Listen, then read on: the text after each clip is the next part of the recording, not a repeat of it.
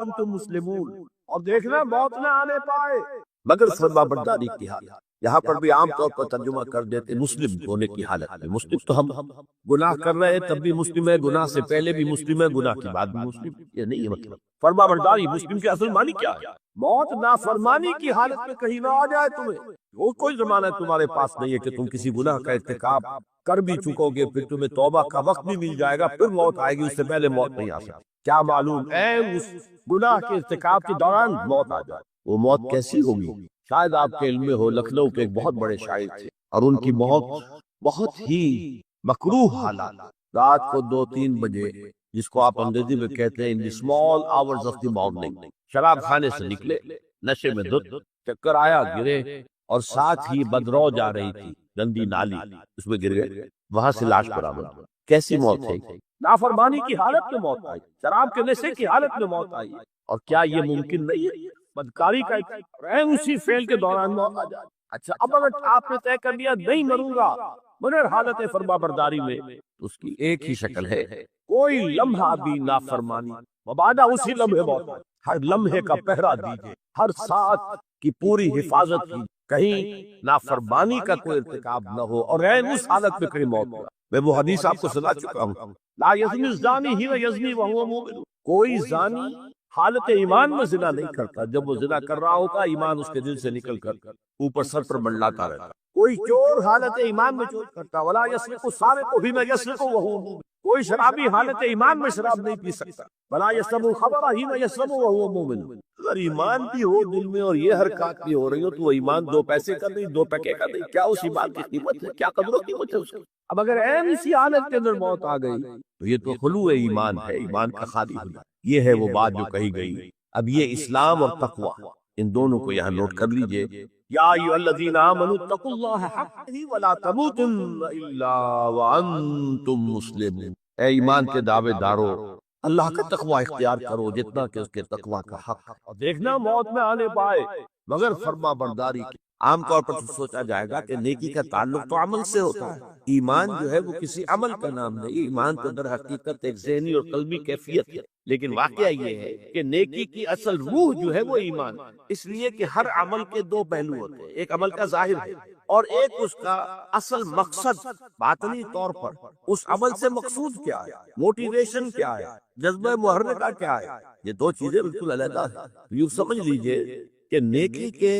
ظاہر کو صرف نہیں دیکھنا کہ یہ نیکی کا کام ہے، بلکہ دیکھنا یہ ہوگا کہ اصل میں اس کی موٹیویشن کیا ہے، اس کا جذبہ محرکہ کیا ہے۔ وہ جذبہ محرکہ ہے جو ایمان کے ذریعے سے، ایمان باللہ، ایمان بالآخرہ، ان دونوں کے اندر نیکی کے لیے ایک مثبت جذبہ محرکہ بھی ہے اور بدی سے بچنے کے لیے ایک منفی جذبہ محرکہ بھی۔ اللہ کی محبت، love of God, to please Allah, اللہ کو راضی، رضائے خداوندی کو اپنا مقصود بنا لینا، یہ جذبہ محرکہ ہے جس کے تحت انسان نیکی کرے، بھلائی کرے، خیر کرے، یہ مثبت جذبہ ہے۔ لیکن اس کے ساتھ ہی منفی پہلو بھی، اللہ ناراض نہ ہو جائے، اللہ کی سزا سے بچنے کے لیے، اللہ کی ناراضگی سے بچنے انسان نیکی کا کام کرے بدی سے۔ اسی طرح جذبہ آخرت جو ہے، ایمان بالآخرہ، تو جنت کی طلب میں نیکی کا کام کرنا اور دوزخ سے بچنے کے لیے بدی سے بچنا، تو گویا کہ ایمان بالآخرہ اور ایمان باللہ دونوں میں مثبت پہلو بھی ہے، منفی بھی۔ کہ اللہ کے ہاں مقبول اگر ہوگا تو دین خالص، والذین اتخذوا من دونہ اولیاء، اور وہ لوگ جنہوں نے اللہ کے سوا کچھ اور کو اولیاء بنایا ہوا ہے،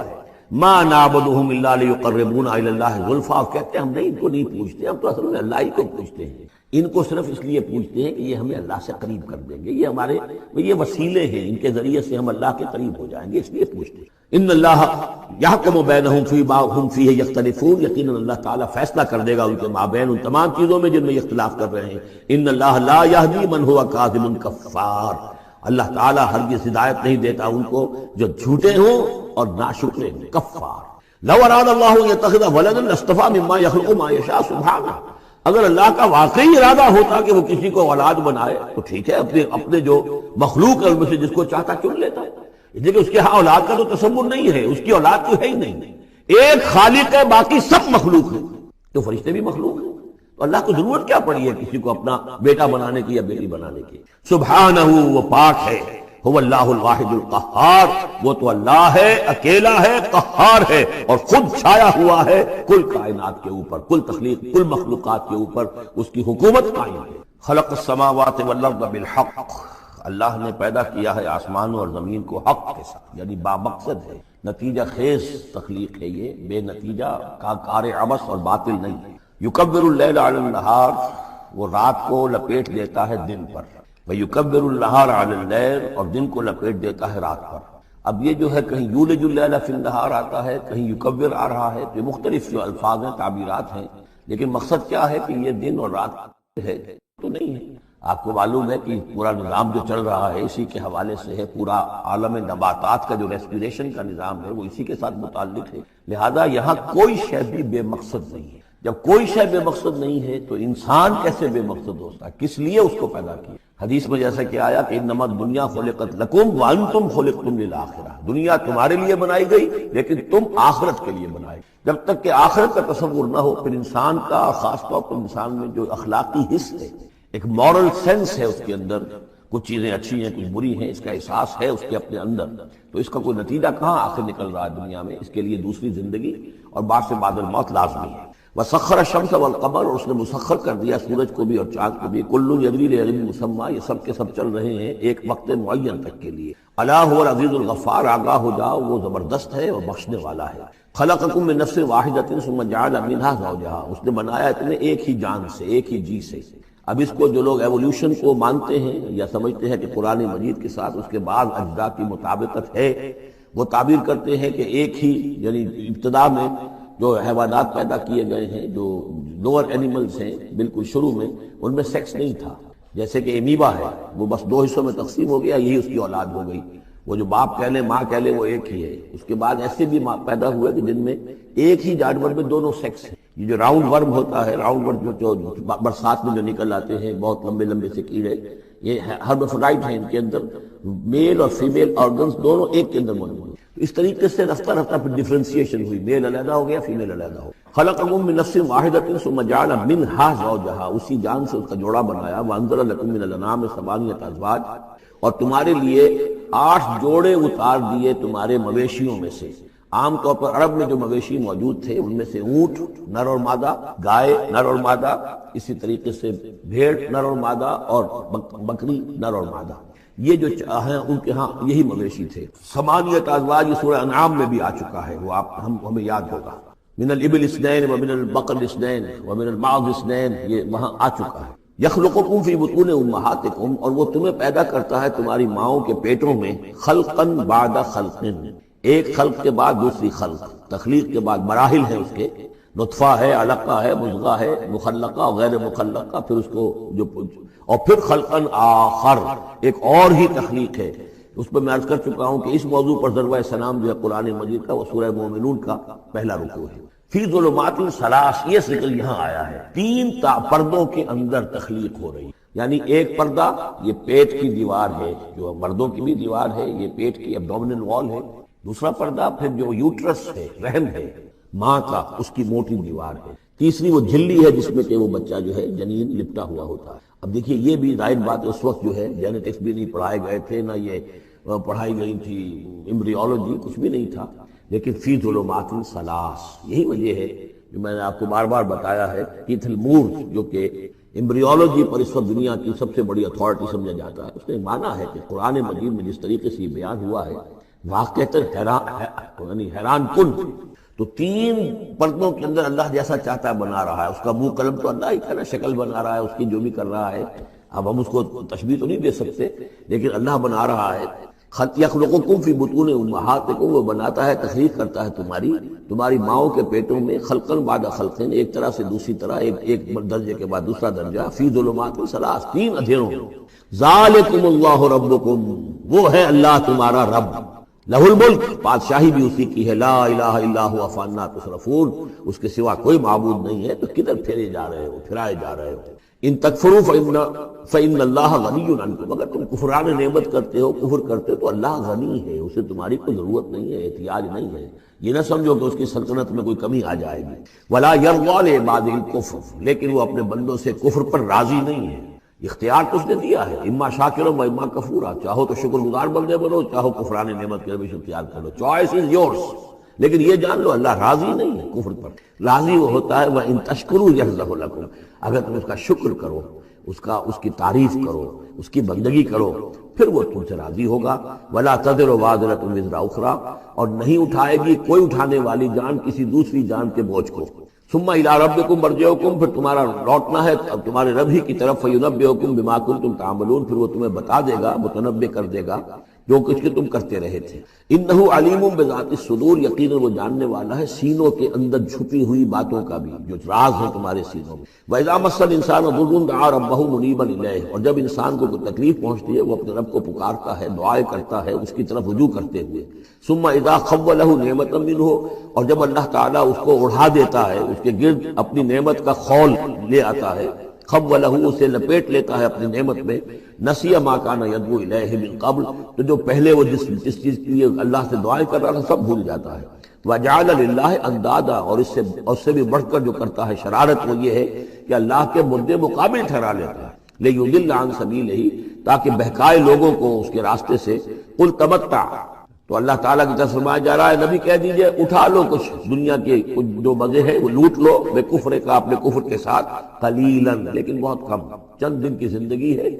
اس میں جو تمہیں عیاشی کرنی ہے کر لو۔ انک من اصحاب النار، پھر مستقل طور پر تو تم آگ والے ہو، تمہیں آگ کے اندر جھونکا جائے گا۔ امن هو قانت آناء اللیل ساجدا وقائما یحذر الآخرۃ ویرجو رحمت ربہ، اس صورت میں یہ خاص اسلوب کئی مرتبہ آئے گا کہ ایک چیز کو، ایک جملے کو آگے نامکمل چھوڑ دیتے ہیں کہ اسے خود انسان پر کرے، فل ان دی بلینک، وہ خود بخود اس کے اندر مقدر تو ہے لیکن اس کو واضح طور پر نہیں کیا جاتا، مثلا اس کی مثال، اور یہ کئی دفعہ آئے گا اس میں۔ اب من ہوا قانت آناء اللیل، بھلا وہ شخص کہ جو کھڑا رہتا ہے، بندگی کرتا ہے رات کے وقت بھی، ساجدن و قائما، کبھی سجدے میں پڑا ہوا ہے کبھی کھڑا ہوا ہے، یحذر الآخرۃ، جو آخرت سے ڈرتا رہتا ہے، وہ یرجو رحمت ربہ، اور ساتھ ہی اپنے رب کی رحمت کا امیدوار بھی ہے۔ بس آگے کچھ نہیں، مراد کیا ہے؟ کیا بھلا یہ شخص کمن ہوا غافل، کیا برابر ہو جائے گا اس کے کہ جو غافل ہے؟ بھلا وہ شخص جس کی کیفیت یہ ہے کہ وہ فرما بردار ہے، راتوں کے اوقات میں بھی، سجدے میں بھی، اور کھڑے ہو کر بھی اللہ کی بندگی کرتا ہے، آخرت کا خوف اس کے دل میں ہے، لیکن اپنے رب کی رحمت کی امید بھی ہے۔ کمن ہوا غافل، کیا وہ شخص برابر ہو جائے گا اس کے کہ جو غافل ہے؟ قل، کہہ دیجئے، هل يستوي الذين يعلمون والذين يعلمون، کیا برابر ہو سکتے ہیں وہ لوگ کہ جو علم رکھتے ہیں اور وہ کہ جو علم رکھتے ہیں؟ انما يذكر اولو الالباب، حقیقی نصیحت اور سبق تو حاصل وہی کرتے ہیں کہ جو عقل مند لوگ ہیں۔ قل یا عبادی الذین آمنوا، دیکھیے پھر آگے آئیے، سیدھا یا ایھا الذین آمنوا نہیں ہے، یہ مکی صورت ہے۔ قل یا عبادی الذین آمنوا، کہہ دیجئے اے نبی، اے میرے وہ بندو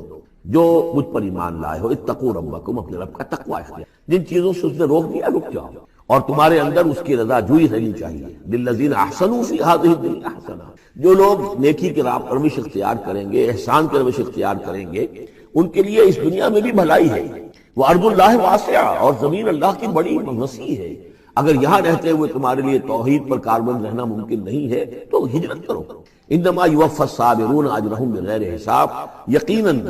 صابروں کو، صبر کرنے والوں کو ان کا اجر پورا پورا دے دیا جائے گا۔ یوفا بھی ہے، پورا دے دیا جائے گا، پھر بغیر حساب بھی، اس کا مطلب ہے مزید فضل جو ہوگا وہ بغیر حساب ہوگا، اس میں کسی حساب کا سوال نہیں۔ قل انی امرت، اب دیکھیے پھر وہ شروع کا مضمون تھا، یہ اس صورت کا عمود ہے، اس طرح بار بار آئے گا اب۔ قل انی امرت ان اعبد اللہ مخلصا لہ الدین، کہہ دیجئے اے نبی مجھے حکم ہوا ہے کہ میں اللہ کی بندگی کروں، اس کے لیے اپنی اطاعت کو خالص کرتا ہوں۔ یہاں میں چاہتا ہوں تھوڑی سی وضاحت کر دوں۔ دیکھیے عبادت کے آپ یوں سمجھیے کہ ایک عبادت کا ظاہر ہے اور ایک عبادت کی اصل حقیقت، پھر یہ کہ ایک اس حقیقت میں بھی ایک روح ہے اور ایک اس کا جسد ہے، ایک اس کے رسومات ہیں۔ رسم کہتے ہیں کسی شے کی ظاہری شکل، عبادت کی رسم جس کو مراسم عبادت کہتے ہیں۔ یہ مراسم عبودیت کیا ہے؟ جس کی آپ عبادت کرتے ہیں، اس کے سامنے جھکتے ہیں، اس کے سامنے ادب کے ساتھ کھڑے رہتے ہیں، اس کے کچھ حمد کے ترانے گاتے ہیں، اس کے سامنے سجدہ کرتے ہیں، ان کو ہم کہیں گے مراسم عبودیت۔ رسم کہتے ہیں کسی چیز کی ظاہری شکل، یہ حروف ہے، اور یہ رسم جو ہے رسم الخط، اسی طرح یہ قرآن اور یہ اس کا رسم عثمانی ہے، اس کا لکھا ہوا جانا جیسے کہ یہ رسم ظاہر ہے۔ تو ایک تو یہ چیزیں ہیں عبادت جسے دنیا میں سمجھا جاتا ہے عبادت، یہ مراسم عبودیت۔ اصل عبادت جو ہے اس کا بھی ایک جسد ہے اور ایک روح ہے۔ جسد کیا ہے؟ اطاعت، جس کی عبادت ہے کلی اطاعت، ہم اطاعت، ہم وقت اطاعت، غلامی، عبد کے معنی غلام، چنانچہ یہ دو لفظ دو دفعہ ہم پڑھ چکے ہیں کہ فرعون نے کہا تھا بنی اسرائیل کے بارے میں قومہما لنا عابدون، یہ جو ہارون اور موسیٰ کی قوم ہے وہ تو ہماری غلام قوم ہے، اور ظاہر بات ہے وہ پرستش نہیں کرتے تھے، وہ قبطیوں کو پوجتے نہیں تھے، وہ ان کی نماز نہیں پڑھتے تھے، وہ ان کو سجدہ نہیں کرتے تھے معاذ اللہ، لیکن غلامی جو ہے اصل شے، اطاعت یہ تو اصل جسم ہے،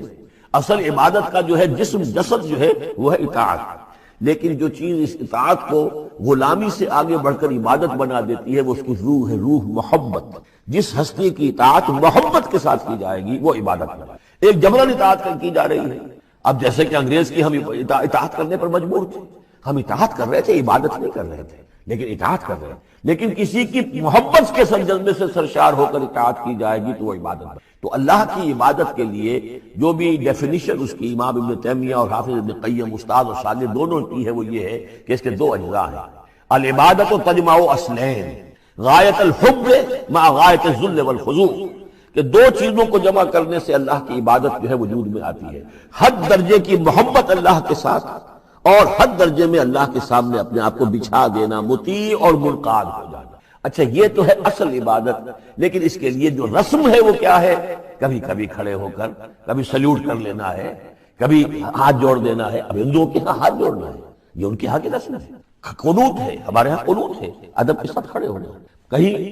جو جھک جانا، رکوع کرنا، کہیں سجدہ کرنا ہے، حمد کے ترانے جو ہے پڑھ رہے ہیں، تسبیح کر رہے ہیں، یہ اس کی مراسم عبودیت ہے۔ عبادت اصل کیا ہے؟ اطاعت کلی، اللہ کی محبت سے سرشار ہے۔ تو اس صورت کا جو عمود ہے وہ یہ ہے کہ اللہ کی عبادت کرو، اس کے لیے اپنی اطاعت کو خالص کرو۔ اطاعت میں آپ نے کسی اور کو شامل کر دیا، انڈیپینڈنٹ آف ہم، اللہ کی اطاعت سے آزاد، مستقل بذات اطاعت، یہ شرک ہے، اور وہ اطاعت اللہ کو قبول نہیں ہے۔ وہ منہ پر دے مارے گا، یہ مجھے 25% اطاعت نہیں چاہیے آپ کی، آپ لیجئے اپنے سر پاس رکھیے، مجھے تو چاہیے 100%، وادخلوا فی السلم کافہ۔ اور ہم سمجھتے ہیں کہ ہم 5-10% بھی تنخواہ لیں گے اللہ تعالیٰ کو تب بھی ہمیں جنت وہ دے ہی دے گا۔ یہی ہے اصل میں ہمارا جو سارے سوچ کا فطور ہے، یہ کل زندگی اور کل بندگی جو ہے اس کا تصور ذہنوں سے نکل چکا۔ یہ تصور ہے جو اس صورت سے اب اس کی جڑ پڑ رہی ہے، اور یہ در حقیقت کلائمیکس کو پہنچے گا چوتھی صورت میں جا کر سورہ شورى میں۔ تو دیکھیے پھر آ گیا قل انی امرت ان اعبد اللہ مخلصا لہ الدین، کہہ دیجئے مجھے تو حکم ہوا کہ میں اللہ کی بندگی کروں، اس کے لیے اپنی اطاعت کو خالص کرتے ہیں، وامرت لان اکون اول المسلمین، اور مجھے حکم ہوا کہ سب سے پہلا مسلم، سب سے پہلا فرما بردار میں خود بنوں۔ یہ نہیں ہے کہ میں تمہیں فرما برداری کی دعوت دے رہا ہوں اور خود جو ہے میں اللہ کی نافرمانی کروں، یہ نہیں۔ قل انی اخاف ان عصیت ربی عذاب یوم عظیم، کہہ دیجئے مجھے تو خود اندیشہ ہے اگر میں اپنے رب کی نافرمانی کروں تو ایک بڑے دن کا عذاب مجھے آ پکڑے گا۔ میں اپنے آپ کو مستثنا نہیں سمجھتا، میں بھی بندہ ہوں، اگر میں معصیت کروں، اگر میں اپنے رب کی نافرمانی کروں، ظاہر بات ہے کہ یہ جو ہے اگر بہت بڑا اگر ہے، ظاہر اس کے حضور کا امکان نہیں، حضور کے لیے سمجھانے کے لیے ان لوگوں کو بتایا جا رہا ہے۔ قل اللہ اعبد مخلصا لہ دینی، پھر وہی۔ حالانکہ دیکھیے ایک بات ہے کہ ایک ہی اسلوب کو بار بار تکرار سے لانا عام ہماری دنیا میں جو ہماری نگارش کے اور جو بھی یعنی تصنیف و تعریف کے اصول ہیں اس کو عیب سمجھا جاتا ہے کہ یہ تو تصنیف و تعریف کا عیب ہے، ایک ہی اسلوب کو آپ تکرار میں لا رہے ہیں۔ یہ تو کمال اللہ کا ہے، فصاحت و بلاغت کا، کہ وہ لا رہا ہے اس کو بار بار، اور پھر کوئی بھاری نہیں گزرتا، بلکہ یہ کہ اس کے اندر اس کے اور حسن بڑھ رہا ہے۔ لیکن یہ کہ اس تکرار سے جو ایمفیسس ہے اس کو سمجھیے کہ یہ اسلوب بار بار کیوں آ رہا ہے۔ پہلی آیت یہ تھی تنزیل الکتاب من اللہ العزیز الحکیم انا انزلنا الیک الکتاب بالحق فاعبد اللہ مخلصا لہ الدین الا للہ الدین الخالص۔ اور اس کے بعد اب آپ نے یہاں دیکھا آیت نمبر 11 قل انی امرت ان اعبد اللہ مخلصا لہ الدین، اور پھر آیت نمبر 14 قل اللہ اعبد مخلصا لہ الدین، کہہ دیجئے میں تو اللہ ہی کی بندگی کرتا ہوں، اس کے لیے اپنی اطاعت کو خالص کرتا ہوں۔ فاعبدوا ما شئتم من دونہ، تو اس کے سوا تم جس کو چاہو پوجو، تمہاری مرضی ہے۔ قل ان الخاسرین الذین خسروا انفسهم، کہہ دیجئے کہ اصل میں تو گھاٹے میں اور نقصان میں اور بربادی میں تو وہی ہوں گے جنہوں نے اپنے آپ کو اور اپنے آپ کو واہلیہم اور اپنے گھر والوں کو، اپنے اہل و عیال کو خسارے میں ڈالا یوم القیامہ، قیامت کے دن۔ یہاں تو حلوے مانڈے کھلائے، پراٹھے انڈوں کے ناشتے کرائے، لیکن جو جھونک رہے انہیں جہنم کے اندر، تو تم ان کے ساتھ خیر خائی کر رہے ہو یا بدخائی کر رہے ہو؟ خود بھی سارے سیدھے جا رہے ہو جہنم کے اندر اور لے کر جا رہے ہو اہل و عیال کو جہنم کے اندر، حرام خوری کر کے۔ تو یہ ان کی محبت ہے یا ان کی دشمنی ہے؟ قل ان الخاسرین الذین خسروا انفسهم واہلیہم یوم القیامہ، قیامت کے دن جنہوں نے خسارے میں ڈال دیا اپنے آپ کو اور اپنے اہل عیال کو، جیسے کہ ہم آگے چل کر پڑھیں گے سورہ تحریم میں، یا ایھا الذین آمنوا قوا انفسکم واہلیکم نارا، اے ایمان والو بچاؤ اپنے آپ کو اور اپنے اہل و عیال کو آگ سے، جہنم کی آگ سے۔ لیکن جن لوگوں نے اپنے آپ کو آگ کا مستحق بنا لیا، اپنے اہل و عیال کو، ان سے بڑا گھاٹے میں کون ہوگا؟ الا ذالک هو الخسران المبین، آگاہ ہو جاؤ یہ تو کھلی گمراہی ہے اور کھلا گھاٹا ہے اور نقصان ہے۔ لہم من فوقہم ظلل من النار، ان کے لیے ہوں گے ان کے اوپر سے بھی بادل ہوں گے، تہ بر تہ ظلل آگ کے، ومن تحتہم ظلل، اور ان کے نیچے بھی آگ کے بھبکے ہوں گے اور وہ بھی تہ پر تہ ہوں گے۔ ذالک یخوف اللہ بہ عبادہ، یہ ہے وہ شے کہ جس سے اللہ ڈرا رہا ہے اپنے بندوں کو۔ یا عباد فاتقون، اے میرے بندوں پس ڈرو، بچو، اس آگ سے اپنے آپ کو بچانے کی کوشش کرو۔ والذین اجتنبوا الطاغوت ان یعبدوها، اور وہ لوگ کہ جنہوں نے طاغوت کا انکار کیا، ان سے کنارہ کشی کر لی، ان کی بندگی نہیں کی، اور یہ طاغوت کا لفظ سورہ بقرہ سے پڑھتے ہوئے آ رہے ہیں، فمن یکفر بالطاغوت ویؤمن باللہ فقد استمسک بالعروۃ الوثقی، جو بھی اللہ کی اطاعت سے سرتابی کر رہا ہے وہ طاغوت ہے۔ طغا کسے کہتے ہیں؟ طغیانی۔ دریا اپنی حد میں بہ رہا ہے، کیا خوبصورت منظر ہے، اور وہ حد سے باہر نکلا، طغیانی آ گیا۔ یہ انسان اللہ کی بندگی کی حد میں رہے، بہت اچھا ہے، اللہ کا خلیفہ ہے، اشرف المخلوقات ہے، اور بڑھ گیا آگے اور اللہ کی حدود کے اندر داخل ہو گیا، اپنے نفس کو بنا لیا مطاع یا کسی اور کو بنا لیا مطاع، خود حاکم بن بیٹھا یا کسی اور کی حاکمیت کا قائل ہو گیا، اللہ سے آزاد ہو کر، تباہی ہے، بربادی، وہ طاغوت ہے۔ تو جن لوگوں نے بھی کنارہ کشی کر دی اس سے کہ وہ طاغوت کی بندگی کریں، وَأَنَابُوا إِلَى اللَّهِ، اور انہوں نے رخ کر لیا اپنا اللہ کی طرف، رجوع کر لیا، لَهُمُ الْبُشْرَىٰ، ان کے لیے بشارت ہے، فَبَشِّرْ عِبَادِ، تو اے نبی میرے ایسے بندوں کو بشارت دے دی، اللہم ربنا اجعلنا منہم۔ یہ جو اب اگلی آیت آ رہی ہے اس کو غور سے سنیے، فبشر عباد الذین یستمعون القول فیتبعون احسنہ، جو لوگ کے کلام سنتے ہیں، بات سنتے ہیں، اور پھر جو اس کا بہترین رخ ہوتا ہے، بہترین پہلو ہوتا ہے، اس کی پیروی کرتے ہیں۔ یعنی یہ کہ دین جس کی طرف کہ اللہ تعالیٰ تمہیں بلا رہا ہے، اس کے بھی درجے ہیں۔ ایک درجہ ہے صرف اسلام کا، ایک اس سے اونچا درجہ ہے ایمان، ایک سب سے اونچا درجہ ہے احسان، واللہ یحب المحسنین۔ تو اچھے سے اچھے درجے کی طرف جانے کی کوشش کرو۔ ہمارا معاملہ کیا ہے دنیا میں؟ تو ہم سمجھتے ہیں کہ اچھی سے اچھی، بہتر سے بہتر ہے، جستجو کے خوب سے ہے خوب تر کہاں، اور دین میں ہم کہتے ہیں ذرا اور کم پر بھی گزارا ہو جائے، کہیں اور تھوڑی رعایت کر کے پیچھے چلے جائیں، پاس ہو جائیں کسی طرح، کم سے کم کے لیے۔ یہ ہے در حقیقت جو کہ برعکس روش ہونی چاہیے، فیتبعون احسنہ، عظیمت کا راستہ اختیار، بہتر سے بہتر کے لیے، ایم ہائی، دین کے معاملے میں بھی اپنا ارادہ جو رکھو اونچا رکھو۔ یستمعون القول، جو بات سنتے ہیں، فیتبعون احسنہ، جو اس کی احسن ترین، جو اس کے اندر جو پہلو ہے اس کا اتباع کرتے ہیں۔ اولئک الذین ہداہم اللہ، یہ ہیں وہ لوگ جنہیں اللہ نے ہدایت دی ہے، واولئک هم اولو الالباب، اور یہی وہ لوگ ہیں کہ جو اولو الالباب ہیں، ہوش مند ہیں، عقل مند ہیں۔ افمن حق علیہ کلمۃ العذاب، اور یہاں پھر وہی آ گیا، بھلا وہ شخص کہ جو مستحق ہو چکا ہے، جس پر لاگو ہو چکی ہے عذاب کی بات، یعنی جو مستحق ہو گیا عذاب کا، اس کے بعد کیا پھر چھوڑ دیا گیا، کمن ہوا فی الجنہ، کیا وہ برابر ہو جائے گا اس شخص کے کہ جو جنت میں جانے والا؟ یہ گویا کہ یہاں پر محذوف ہے۔ افانت تنقذ من فی النار، تو اے نبی کیا آپ اس کو نکال سکیں گے آگ سے؟ اس کے اوپر تو اللہ کی طرف سے وہ قانون عائد ہو گیا، دفعہ لگ چکی، جیسے آپ کہتے ہیں اس پر تو دفعہ 302 لگ گئی، تو جن لوگوں پر وہ دفعہ لگ چکی ہے اللہ تعالیٰ کی طرف سے کہ یہ لوگ اس مقام کو پہنچ گئے، پوائنٹ آف نو ریٹرن کو، کہ اب ان کے دلوں پر مہر کر دی گئی، اب یہ ایمان نہیں لائے، تو ان کو اے نبی آپ ان کو اب آگ سے نکال نہیں سکتے۔ لیکن الذین اتقوا ربہم، لیکن وہ لوگ کہ جو لوگ اللہ کا تقوی اختیار کریں گے، لہم غرف من فوقہا غرف مبنیہ، ان کے لیے تو بالا خانے ہوں گے، ان کے اوپر اور بالا خانے ہوں گے، ایک دوسرے کے اوپر۔ اللہ تعالیٰ جنت کے اسکائی اسکریپرز دے گا، جیسے کہ آج آپ دیکھتے ہیں 102 منزلیں اور 110 منزلیں چلی جا رہی ہیں، تو غرف من فوقہا غرف، بالا خانے اور بالا خانوں پر بالا خانے، مبنیہ، جو چنے ہوئے ہوں گے ایک دوسرے کے اوپر، تجری من تحت الانہار، ان کے دامن میں ندیاں بہتی ہوں گی۔ وعد اللہ، یہ اللہ کا وعدہ ہے جو ہو چکا، لا یخلف اللہ المیعاد، اللہ تعالیٰ اپنے وعدے کی خلاف ورزی نہیں کرتا۔ الم تر ان اللہ انزل من السماء ماء، کیا تم نے دیکھا نہیں کہ اللہ نے اتارا آسمان سے پانی، فسلکہ ینابیع فی الارض، پھر اس کو چلا دیا چشموں کی شکل میں زمین میں، ثم یخرج بہ زرعا، پھر ان کے ذریعے سے نکالتا ہے، اس کے ذریعے سے نکالتا ہے وہ کھیتی کو، مختلف الوانہ، جس کے رنگ ہیں مختلف، ثم یہی جو پھر وہ کھیتی جو ہے تیار ہو جاتی ہے، بڑی اس کے شان و شوکت ہوتی ہے، فتراہ مصفرا، پھر دیکھتے ہو کہ وہ زردی مائل ہو گئی، ثم یجعلہ حطاما، پھر وہ کھیتی کٹ گئی اور اب یوں سمجھیے کہ وہاں خاک اڑ رہی ہے، یا یہ کہ توڑی کے کوئی تنکے کہیں کہیں پڑے ہوئے نظر آ جائیں گے، چورا ہو گئی۔ ان فی ذلک لذکر لأولی الالباب، اسی کے اندر ہے یاد دہانی اور سبق ہوش مند لوگوں کے لیے کہ یہی معاملہ تمہارا ہے۔ جب تم پیدا ہوتے ہو تو جیسے کھیتی نئی نئی اپجتی ہے تو کسان کتنا خوش ہوتا ہے، کسی کے یہاں بیٹا پیدا ہوا کتنی خوشی ہو رہی ہے، اس کی آمد کو جو ہے سیلیبریٹ کیا جا رہا ہے، پھر وہ جوانی کو پہنچتا ہے، پھر اس کے بالوں میں سفیدی آئی، اعصاب جو ہے اور جو قوا کمزور پڑے، اور پھر اس کے بعد وہ قبر میں اتار دیا گیا، مٹی ہو کر مٹی میں پھر مل گیا۔ تو یہ life cycle, human life cycle, بس یہ ہے کہ یہ 50 60 30 40 برس کا ہے، وہ چند مہینے کے اندر اندر سب کچھ ہو جاتا ہے، سائیکل وہی ہے، وہ بھی لائف ہے، یہ بھی لائف ہے۔ The plant life and animal life, biology کی یہ دو شاخیں ہیں، باٹنی ہے تو biology, life the science of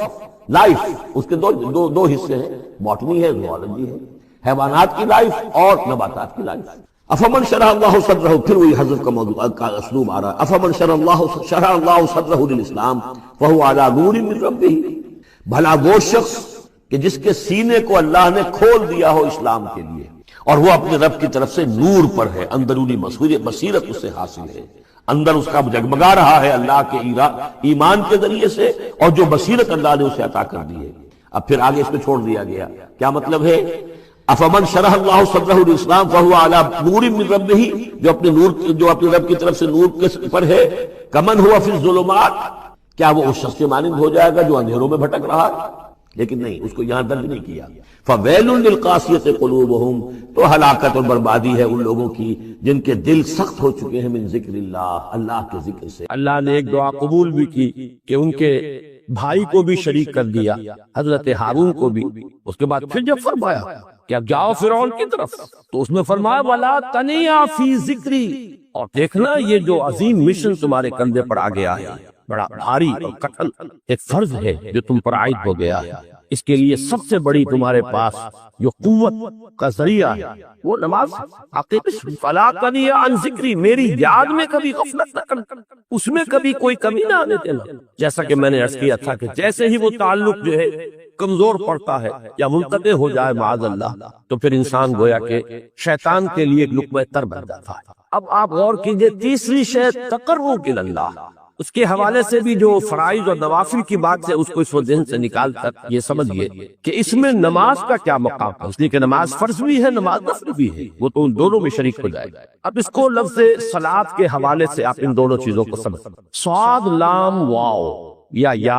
یہ چونکہ حروف علت ایک دوسرے سے بدلتے رہتے ہیں، یہ جو مادہ ہے اس کی جو خالص لغوی اصل ہے، جو خالص عربی زبان میں اس کا بنیادی مفہوم ہے، وہ آگ جلانا یا آگ تاپنا یا آگ سینکنا، حرارت حاصل۔ زیادہ بار بار آتا ہے جہنم کے ذکر میں، اسلوہا، اب چلو اس میں تاپو اس کو، یہ سینکے گی تمہیں۔ بلکہ تفتلون کا لفظ آیا ہے حضرت موسیٰ کے کلام میں، جب وہ گئے تھے کوہ طور پر، جب پہنچ گئے تو تھے آگ کی تلاش میں، لعلکم تفتلون، وہ اپنے اہل خانہ سے یہی کہا تھا کہ مجھے کہیں وہ روشنی نظر آ رہی ہے، غالباً کوئی وہاں سے آگ مل سکے گی، ورنہ یہ کہ کوئی رہنمائی کو رستہ مجھے مل سکے گا، میں وہ آگ لے آؤں گا، کوئی چنگاری وہاں سے لے آؤں، لعلکم تفتلون، تاکہ تم، اب یہ اصطلاح در حقیقت باب استعال ہے، اور یہ تے یہاں پر توئے کی شکل اختیار کر دی، تان توبل کی صورت اختیار کی صاد کی وجہ سے۔ بہرحال اس کا سب سے بنیادی مفہوم جو ہے وہ ہے تاپنا، سکائی حاصل کرنا، حرارت۔ اس کے حوالے سے سمجھ لیجئے کہ سب سے بنیادی تعلق اس کا جو ہے وہ روح کے ساتھ۔ روح میں محبت خداوندی کی آگ اگر ٹھنڈی پڑ گئی ہو، اگر محبت خداوندی کی حرارت میں کمی ہو رہی تو اس کو اثر لو، جس کو کہ میں آج سوچ رہا تھا تو ایک لفظ ذہن میں آیا کہ جیسے بیٹری اس کو ریچارج کیا جاتا، اسی طریقے سے روح کے اندر محبت خداوندی کی اس حرارت کو اثر لو پیدا کرنا، یہ ہے در حقیقت نماز کا اصل مقصد۔ اس لیے کہ اس لفظ کا بنیادی مفہوم، اصل لغوی مفہوم تو یہ، اگرچہ اس کا سب سے زیادہ کثرت سے جو استعمال ہوتا ہے، اور لفظ صلاۃ جس سے در حقیقت جس تصور پر مبنی ہے وہ ہے اقدام، کسی کی طرف متوجہ ہونا اور پھر دعا۔ सलात का सबसे करीबी मफहूम लफ्ज़ी जब बयान किया जाएगा उससे मुराद उसके मानी तो दुआ उसमें अहम तरीन, किसी की तरफ तवज्जो करना, मुनाजात करना, गुफ्तगू करना, मुखातबा, मुकालमा, दुआ, ये दर हकीकत सलात का सबसे बड़ा इस्तिलाही मफहूम है। लेकिन जो इसका मादा है सौद लाम वाव या सौद लाम या, उसका असल मफहूम जो है वो तापना, हरारत हासिल करना। तो इन दोनों के हवाले से असर रहा, वो तापना और हरारत हासिल करना वो है रूह के एतबार से। वो जो कहा इकबाल ने, ये बुझी इश्क की आग अंधेर है, मुसलमान नहीं राख का ढेर। ये इश्क की आग जब बुझ जाती है, दर हकीकत यही तो इंसान की रूहानी मौत है। ये अब ये न रहे तो चाहे मंतिक में बहुत इंसान माहिर हो। मुझे इकबाल का एक शेर याद आया तकाबुल करते हुए, एक इंसान महकूम और एक इंसान फुर, आजाद इंसान, उनकी नफ्सियात में जो बुनियादी फर्क अल्लामा इकबाल ने मुख्तलिफ मौक़े पर बयान किए हैं। महकूम है बेगाना इखलास व मुरव्वत, हर चंद के मंतिक की दलीलों में है चालाक। तो मंतिक की दलीलों में इंसान चालाक हो जाए और वो लुगत हाय हिजाजी का वो एक खजाना बन जाए, उसे तमाम अल्फाज के मानी याद हो, वो बड़े मसाइल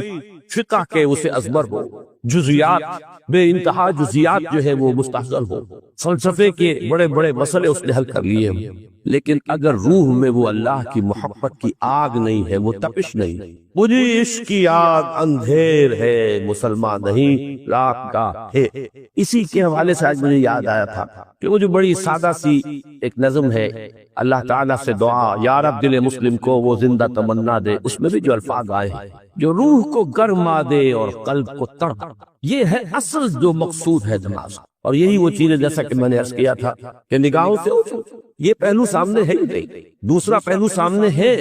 और वो भी मेरे नजदीक बहुत अहम है, बहुत बुनियादी है, उसमें कोई शक नहीं। लेकिन ये है बुलंदतरीन बंदे कि तक़र्रुब इल्लाह, उसके लिए दर हकीकत ये किस लिए दरकार है, रूह के अंदर इश्क की हरारत और गर्मी ताज़ा। बसा औकात ये अंदर दब जाती है, जैसे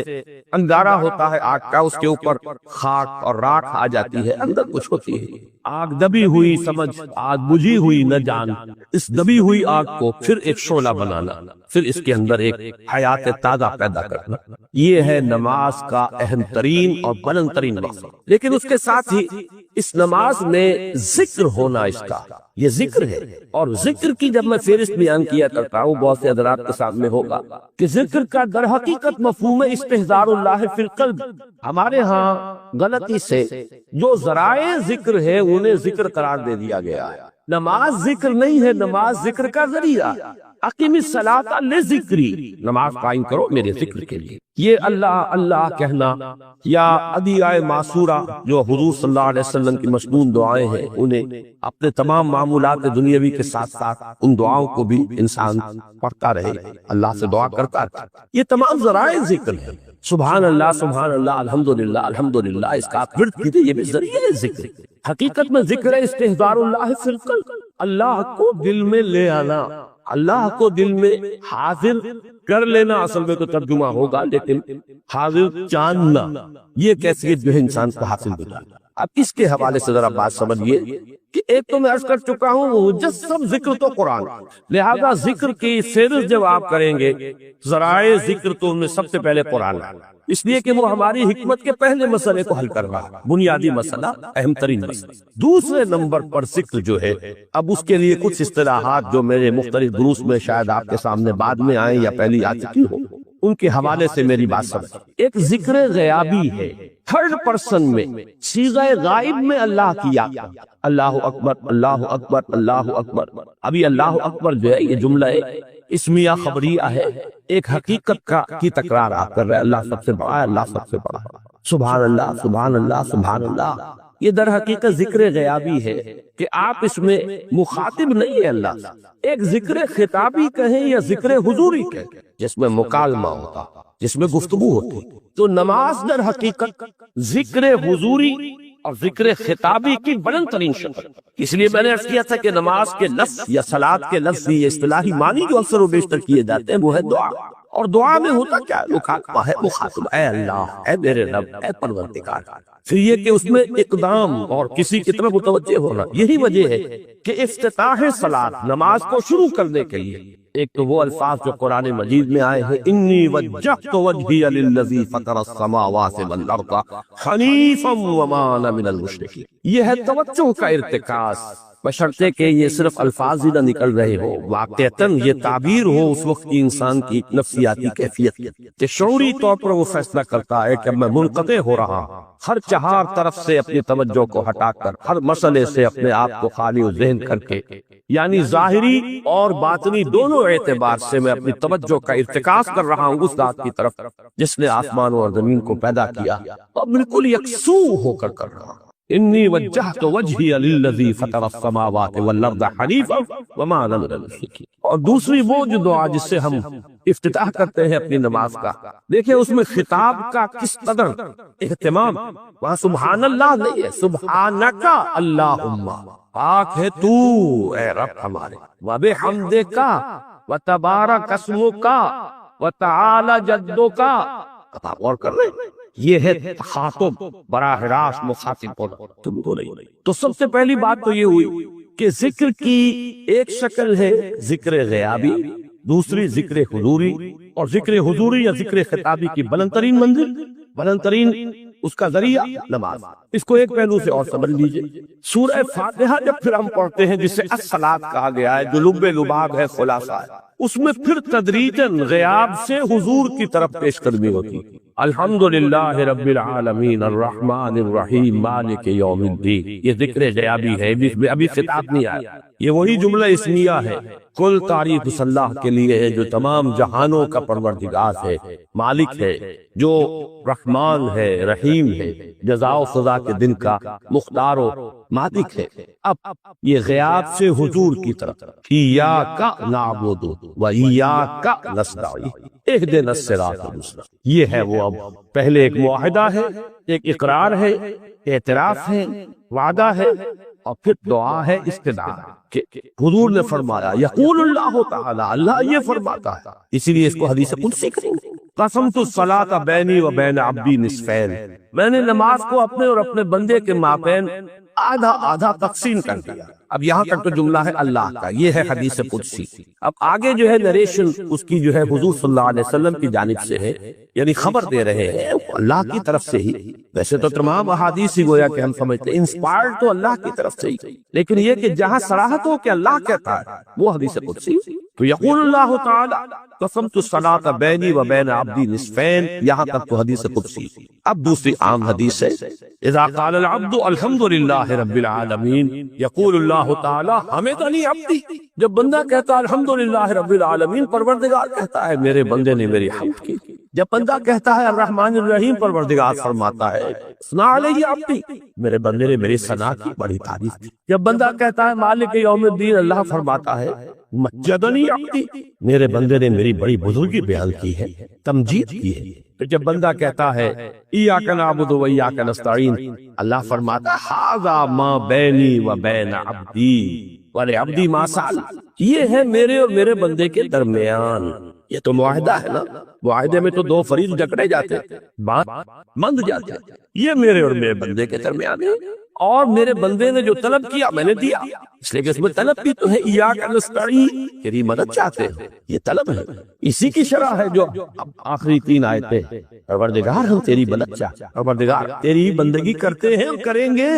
اور تیری ہی مدد چاہتے ہیں، چاہیں گے۔ اگر حال میں اس کا ترجمہ کریں گے زمانہ حال کے اعتبار سے، اس لیے کہ فعل مضارع میں تو دونوں موجود ہیں، شامل، تو یہ ایک اعتراف ہے، اظہار حال ہے۔ اللہ کرے کہ وہ واقعتاً صحیح اظہار حال ہو، ہم واقعی اللہ کی بندگی کرتے ہوئے یہ کہے کہ ایاک نعبد، ورنہ اگر ہماری اصل صورتحال سے وہ مطابقت نہ رکھتا ہو تو پھر تو ایک طرح کا جھوٹ ہو جائے گا، غلط بیانی ہو جائے گا۔ ایاک نعبد، تیری ہی بندگی کرتے ہیں اور مستقبل میں کیجئے، کریں گے، یہ ہے عہد، تیری ہی مدد چاہتے ہیں، تجھی سے مدد طلب کرتے، تجھی سے مدد چاہتے رہیں گے۔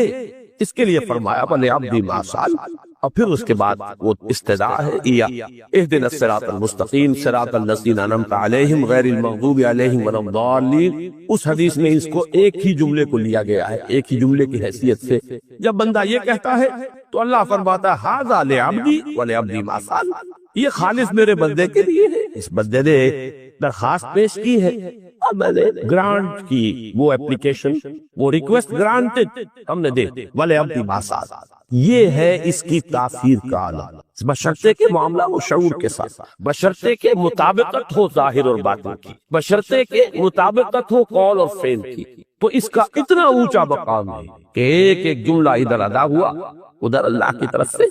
ریسپانسبل نہیں۔ اخلاق سے آتا ہے نالوں کا جواب آخر، اٹھتے ہیں حجاب آخر۔ یہ وہاں فرمایا گیا تھا کہ تین جو سب سے بڑے بڑے گناہ ہیں، والذین لا يدعون مع اللہ الہا آخر، وہ لوگ کہ جو اللہ کے ساتھ کسی اور الہ کو پکارتے نہیں ہیں، کسی اور سے دعا نہیں کرتے، ولا يقتلون النفس التي حرم اللہ الا بالحق، نہیں انسانی جان کو قتل کرتے ہیں جسے کہ اللہ نے محترم قرار دیا ہے مگر حق کے ساتھ، یعنی کوئی قانون کی دفعہ ان کے اوپر لاگو ہو جائے تو بات دوسری ہے۔ قتل عمد کے قصاص میں قتل ہوگا، یا یہ کہ زنا اگر شادی شدہ مرد یا عورت کرتے ہیں تو ان کی سزا جو ہے وہ رجم ہے، جو قتل کی ایک بہت ہی شدید شکل ہے، یا مرتد کی سزا قتل ہے، اور یا پھر یہ ہے کہ کافر کو قتل کیا جا سکتا ہے جو حربی ہو، جس کے ساتھ جو جنگ ہے وہ ڈکلیئرڈ۔ ان چار صورتوں کے علاوہ کسی انسان کو کسی حالت میں کسی جذبے کے تحت قتل کرنا جائز نہیں ہے، حرام مطلق۔ یہ ہمارے ہاں جو وہ عزت کے نام پر آنر کلنگز جو ہو رہی ہوتی ہیں، یہ سب کے سب جو ہے جرم ہے اسلام کی نگاہ میں،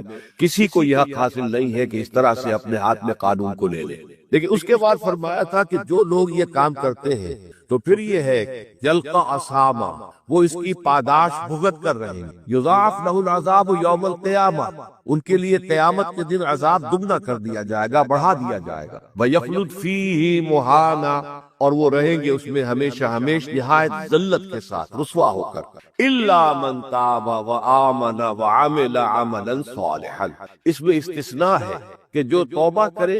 اور تجدید ایمان کرے یا ایمان لائے، اگر پہلے کافر تھا تو ایمان لائے گا، اور اگر پہلے مسلمان تھا لیکن یہ کہ یہ گناہ سرزد اس سے ہوا تو گویا کہ ایک طرح کے کفر میں وہ داخل ہو گیا تھا، ایمان حقیقی سے محروم ہو گیا تھا، تو گویا کہ تجدید ایمان کر، الا من تاب وآمن وعمل عملا صالحا، اور پھر اس کا عمل تبدیل ہو جائے، عمل درست ہو جائے، غلط کام کو فی الواقع چھوڑ دے، فاولئک یبدل اللہ سیئاتہم حسنات، تو یہ وہ لوگ ہیں کہ اللہ تعالیٰ ان کی برائیوں کو بھلائیوں سے بدل دے گا۔ یہ بات جو ہے بہت بلند ہے، اس میں اللہ تعالیٰ کی طرف سے وعدہ جو ہو رہا ہے کہ فَأُولَٰئِكَ يُبَدِّلُ اللَّهُ سَيِّئَاتِهِمْ حَسَنَاتٍ وَكَانَ اللَّهُ غَفُورًا رَحِيمًا وَمَن تَابَ وَعَمِلَ صَالِحًا، پھر دوبارہ تکرار کے ساتھ یہ بات آ چکی ہے، جو توبہ کرے اور پھر عمل اچھا کرے، فَإِنَّهُ يَتُوبُ إِلَى اللَّهِ مَتَابًا، تو وہ ہے جو حقیقت میں توبہ کرتا ہے اللہ کی جناب میں جیسے کہ توبہ کرنی چاہیے، عمل میں کوئی تبدیلی نہ ہو، اور توبہ کی تسبیح ہوتی رہے، استغفر اللہ ربی من کل ذنب واتوب الیہ، آپ نے 10 تسبیحیں کر دی، 1000 مرتبہ کہہ لیا،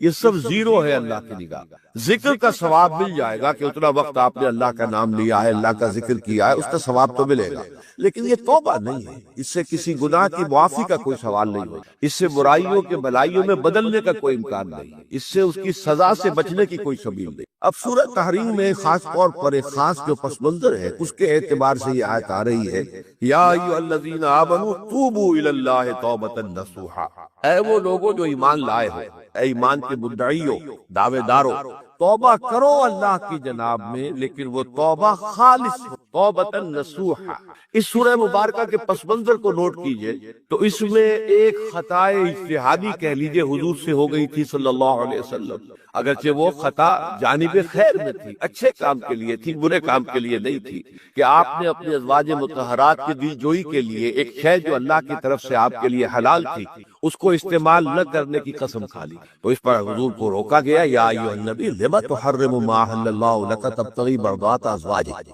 اے نبی کیوں آپ اپنے اوپر حرام ٹھہراتے ہیں وہ شے جو اللہ نے آپ کے لیے حلال قرار دیے؟ کیا آپ اپنی بیویوں کی رضا جوئی کے لیے ایسا کر رہے ہیں؟ واللہ غفور رحیم، اللہ غفور ہے، رحیم ہے، اللہ نے آپ کی خطا سے درگزر کیا ہے، لیکن قد فرض اللہ لکم تحلۃ ایمانکم، اللہ تعالیٰ نے راستہ تمہارے لیے کھول دیا ہوا ہے کہ ایسی قسموں کو کھولا جا سکتا ہے، جس کے لیے کہ سورہ مائدہ کے اندر کفارہ دے دیا گیا، تو گویا کہ حضور کو یہاں حکم دیا جا رہا ہے کہ آپ اپنے اس قسم کا کفارہ دیجئے، قسم کا، اور یہ جو قسم ہے اس کو کھول۔ نمبر 2 پہ پھر 2 ازواج مطہرات کا معاملہ آیا، کہ حضور نے ایک راز کی بات کہی ایک زوجہ محترمہ سے، لیکن انہوں نے وہ راز جو ہے وہ دوسری زوجہ محترمہ کو پہنچا دیا جن میں زیادہ آپس میں قریبی تعلق تھا، تو گویا کہ یہ بھی ایک طرح سے خیانت ہو گئی، اس لیے کہ راز جو ہے وہ تو ایک امانت ہوتا ہے، اور خاص طور پر عائلی زندگی میں میاں بیوی کے درمیان کے جو معاملات ہوتے ہیں وہ تو بہت ہی رازداری پر مبنی ہوتے ہیں، اس لیے ان میں سے کوئی چیز جو ہے جس کو خاص طور پر کہا گیا ہو کہ یہ ایک راز کی بات ہے جو تم سے کہہ رہا ہوں، کسی اور سے کہنا نہیں ہے، تو اس میں جو غلطی ہوئی ہے وہ بھی ایک بڑی غلطی تھی حضرت عائشہ صدیقہ رضی اللہ تعالی عنہا ان کی۔ تو ان دونوں کے پس منظر میں پھر تیسری بات آئی کہ اہل ایمان اگر تم غافل ہو اپنے اہل و عیال کی طرف سے اس اعتبار سے کہ ان کا کردار کیسا بن رہا ہے، وہ اللہ کے بندے ہیں یا کوئی غلطیاں کر رہے ہیں، خطا کر رہے ہیں، تو دیکھو یہ تم ان کے ساتھ جو ہے وہ محبت نہیں کر رہے، عداوت کر رہے ہو، اس لیے کہ تمہاری اس نرمی، تمہاری اس شفقت اور وہ محبت کے اندر اس درجے بڑھ جانا کہ اس میں اللہ تعالیٰ کے جو حرام کردہ امور ہیں ان میں بھی تم ملوث ہو جاؤ، تو یہ گویا کہ در حقیقت تم اپنے آپ سے بھی دشمنی کر رہے ہو اور ان سے بھی دشمنی کر رہے ہو، اپنے آپ سے دشمنی کر رہے ہو کہ تمہاری عاقبت خراب ہوگی، ان سے دشمنی کر رہے ہو کہ ان کی اگر تربیت غلط ہو جائے گی تو گویا کہ وہ جہنم کا نوالا بنے گی۔ اب اس تین چیزوں کے پس منظر میں فرمایا جا رہا ہے یا ایھا الذین آمنوا توبوا الی اللہ توبۃ نصوحا، اے ایمان والو، اے ایمان کے دعوے دارو، اللہ کے جناب میں توبہ کرو، لیکن توبہ خالص نصوحا۔ پہلی بات تو یہ جانیے، میں نے بھی یہ یقیناً پہلے بھی عرض کیا ہوگا لیکن دہرانے میں کوئی حرج نہیں ہے، عربی زبان میں یہ دو الفاظ بہت قریب ہیں، آبا یعوب اوبن اور تابا یتوب توبن یا توبتن۔ آبا یعوب اوبن بھی ہوتا ہے واپس لوٹنا، لیکن یہ ہے کسی یعنی مادی چیز کی طرف سے واپس لوٹنا۔ ایک ہے تابا یتوب توبن یا توبتن، وہ کسی فعل سے، مانوی چیز سے پلٹ آنا، لوٹ آنا۔ چنانچہ ایک بڑی پیاری جو دعا حضور صلی اللہ علیہ وسلم مانگا کرتے تھے، آپ کی مسنون دعاؤں میں سے جب آپ سفر پر گئے، واپس گھر آئے تو گھر میں داخل ہوتے ہوئے آئبونا تائبونا لربنا حامدون، ہم پلٹ کر آ گئے ہیں سفر سے، وطن میں پہنچ گئے ہیں، گھر میں داخل ہو رہے ہیں اور ہم اس حال میں بھی اپنے رب کی جناب میں توبہ بھی کر رہے ہیں، رجوع کر رہے ہیں اللہ کی جناب میں اور اپنے رب کی حمد کرتے ہوئے داخل ہیں۔ آئبونا تائبونا لربنا حامدون۔ اسی طرح آپ بازار جائیں، اس کے بعد اپنے گھر میں داخل ہو تو یہ دعا پڑھیں، تو یہ گویا یہ بہت ہی ایک یوں سمجھیے مبارک پوزیٹو اس کے اندر برکات ہوں گی۔ تو اس میں بھی لفظ آبا یعوب اوبن تابا یتوب توبن، یہ دونوں کے بہت قریب آ گئے، آئبونا تائبونا لربنا حامدون۔ توبو الی اللہ، اب الہ کو نوٹ کیجئے، یہ توبہ کا لفظ بھی بہت سے ایسے الفاظ میں سے عربی زبان کے، جیسا کہ اس سے پہلے ہم دیکھ چکے ہیں کہ ایک لفظ ہے رغبہ، رغبہ رغبت جسے اردو میں ہم بولتے ہیں، رغبہ الہ ہوگا تو کسی شے کی طرف رجحان ہونا، اس کی طلب پیدا ہو جانا، اس کی خواہش پیدا ہو جانا، اور رغبہ عن ہوگا تو کسی چیز سے متنفر ہو جانا، دور ہٹ جانا، دور چلے جانا۔ ورب ایک ہی ہے، پریپوزیشن کی چینج سے بالکل برعکس نتیجہ نکل آیا۔ ومن رغب عن سنتی فلیس منی، جسے میری سنت پسند نہیں ہے، جو اس سے ہٹتا ہے، پیچھے ہٹتا ہے، اس کو ترک کرتا ہے، اس کا مجھ سے کوئی تعلق نہیں۔ اسی طرح مالا یمیل و میلن، مالا الہ کسی شے کی طرف مائل ہونا، مالا عن اس شے سے ہٹ جانا، پیچھے ہٹ جانا، نفرت ہو جانا، اسی میں وہ نفس کا صاف فقط قلوبکما، تمہارے دل جو ہے وہ تو مائل ہو ہی گئے۔ سغا بھی الہ ہوگا تو اس کے معنی کسی شے کی طرف مائل ہو جانا، عن ہوگا تو کسی شے سے متنفر ہو جانا۔ تو وہاں میں عرض کر چکا تھا لقد صغت قلوبکما، تو اے نبی کی دونوں بیویوں، تمہارے دل تو یقیناً اللہ کی طرف مائل ہو چکے ہیں، توبہ کی طرف مائل ہو چکے ہیں، لیکن زبان سے یہ کہتے ہوئے کہ حضور معاف کر دیجئے غلطی ہو گئی ہے، اس میں ذرا حجاب آ رہا ہے۔ ظاہر بات ہے شوہر اور بیوی کے درمیان جس طرح کا تعلق ہوتا ہے تو اس میں یہ کہ بسا اوقات اپنی غلطی کو واضح الفاظ میں تسلیم کرنے میں کچھ ہچکچاہٹ سی ہوتی، تو وہ ایک کیفیت تھی کہ تمہارا دل تو مائل ہو چکا ہے، لیکن یہ کہ تم ذرا زبان سے بھی کہو، اقرار کرو۔ اسی طریقے سے یہ لفظ توبہ ہے، توبہ الہ ہے، کسی کی جناب میں توبہ کرنا۔ جب اللہ تعالیٰ کی طرف توبہ کا لفظ آئے گا تو توبوا الی اللہ توبۃ نصوحا، اللہ کی جناب میں توبہ کرو۔ اور جب اللہ تعالیٰ توبہ کرتا ہے، یہ لفظ جو ہے دو طرف استعمال ہو، تواب بندہ بھی ہے، تواب اللہ بھی ہے۔ اللہ تواب ہے، بہت توبہ کا قبول کرنے والا، بندہ تواب ہے، بہت زیادہ توبہ کرنے والا۔ وہ حدیث میں آپ کو سنا چکا ہوں، کل بنی آدم خطاؤون وخیر الخطائین التوابون، تمام بنی آدم نہایت خطا کار ہے، گناہ گار ہے، غلطیاں ہوتی ہیں، خطائیں ہوتی ہیں، لیکن ان خطا کاروں میں بہتر لوگ وہ ہیں جو بہت توبہ کرتے ہیں، رجوع کرتے ہیں، پلٹتے ہیں، ان میں پشیمانی پیدا ہو جاتی ہے اور وہ اللہ تعالیٰ کی جناب میں رجوع کرتے ہیں تو وہ تواب ہے، بہت زیادہ توبہ کرنے والا۔ لیکن اللہ کی جناب میں توبہ جب بندہ کرتا ہے تو وہ الہ آئے گا، تابہ الہ، اس نے توبہ کی اللہ کی جناب، اللہ توبہ کرتا ہے یعنی اللہ تعالیٰ جو ہے اپنی نظر شفقت اور نظر رحمت جو پھیر دی تھی اس نے کہ ایک بندے نے گناہ کیا ہے، میرے حکم کی جو ہے خلاف ورزی کی ہے، معصیت کا ارتکاب کیا ہے، تو اللہ تعالیٰ اپنی رحمت اور شفقت کی نگاہ اس سے ہٹا لیتا ہے۔ لیکن جب بندہ توبہ کرتا ہے تو پھر اللہ تعالیٰ بھی رجوع فرماتا ہے اور اپنی شفقت اور رحمت اور مغفرت کے ساتھ بندے کی جانب متوجہ ہو جاتا ہے۔ لیکن وہاں تابہ